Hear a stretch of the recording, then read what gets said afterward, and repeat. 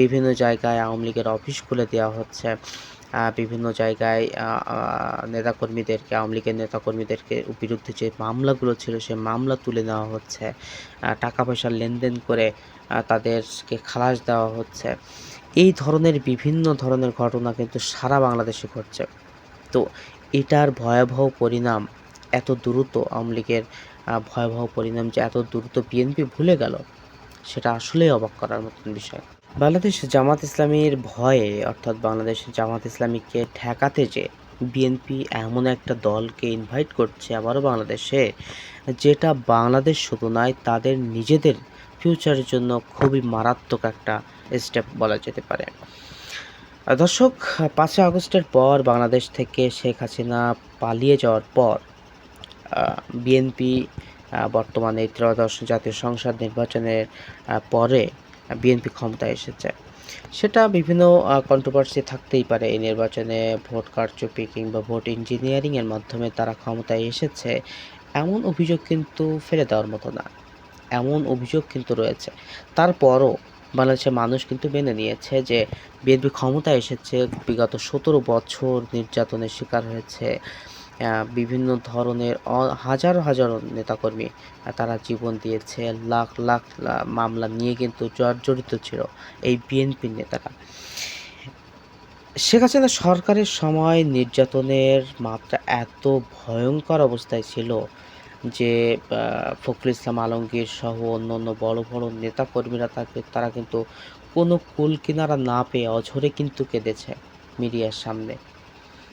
যে শেখ হাসিনা সরকার এত বেশি পরিমাণে নির্যাতন তাদের উপরে করেছিল।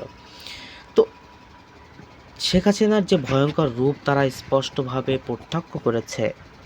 তো এই ক্ষমতা আসার পর ৫ই আগস্টের পর জামাত ইসলামীর যে উত্থান, জামাত ইসলামীর রাজনৈতিক যে পলিসিকে মানুষ বিশ্বাস করে তাদের দলে ভিড়ছে, এই জিনিসটাকে ঠেকাতে গিয়ে বিএনপি আবারও সেই শেখ হাসিনা সরকারের আমলে ফিরে যেতে চায়।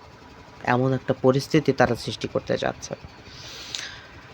আর তারা হয়তোবা মুখে স্বীকার করছে না যে তারা আবারও সেই যুগে ফিরে যেতে চায়।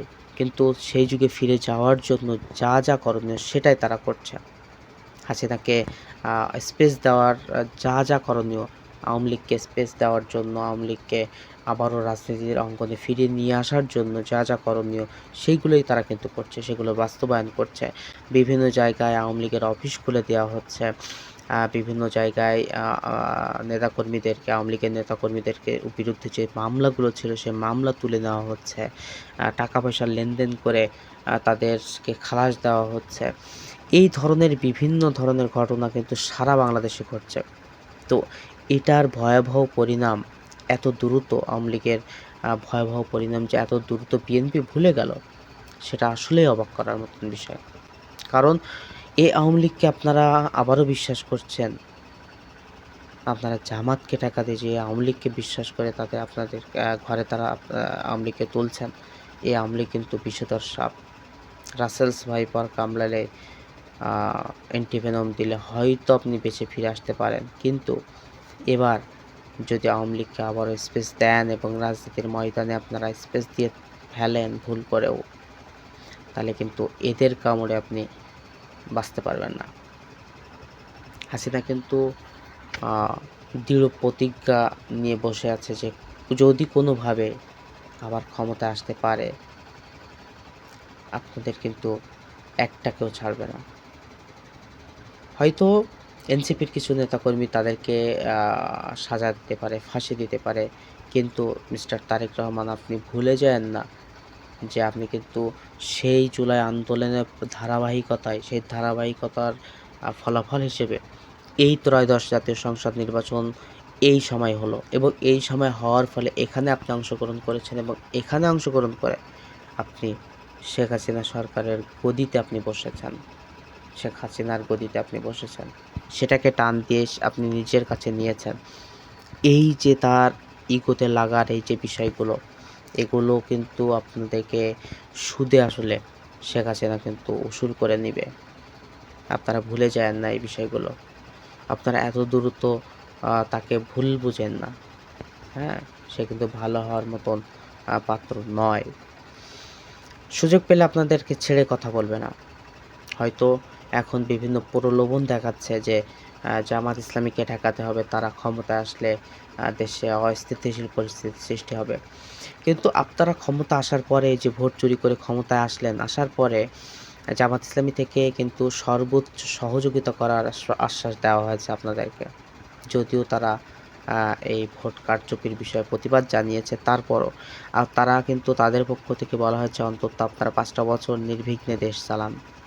কিন্তু আপনারা সেই দেশ সুষ্ঠুভাবে চালানো বাদ দিয়ে, জামাতকে কাছে টানা বাদ দিয়ে আপনারা চেষ্টা করছেন আবারও সেই শেখ হাসিনার স্টাইলে দেশ পরিচালনা করতে, এবং সেই স্টাইলে দেশটাকে সাজাতে চাচ্ছেন আপনারা।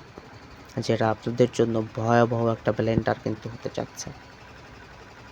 আপনারা বাংলাদেশকে নতুন যে ধারার রাজনীতি বাংলাদেশে শুরু হওয়ার কথা ছিল ৫ই আগস্টের পর, সেই ধারাটা বজায় রাখুন। সেটা বাস্তবায়ন করার চেষ্টা করুন। নিজেদের স্বার্থে পড়ে এমন কোনো কর্মকাণ্ডের সঙ্গে জড়িয়ে পড়বেন না যাতে করে আবারও বাংলাদেশে স্বৈরাচারের সৃষ্টি হয়। আশা করি এই বিষয়গুলো ভুলবেন না, এবং আপনাদের উপরে বিগত ১৭ বছর যে নির্যাতন চলেছে, সেই নির্যাতনের কথাগুলো অন্তত আপনারা ভুলে যাবেন না। আর যদি ভুলে যান তাহলে আপনাদের জন্য কিন্তু এক ভয়াবহ দিন অপেক্ষা করছে।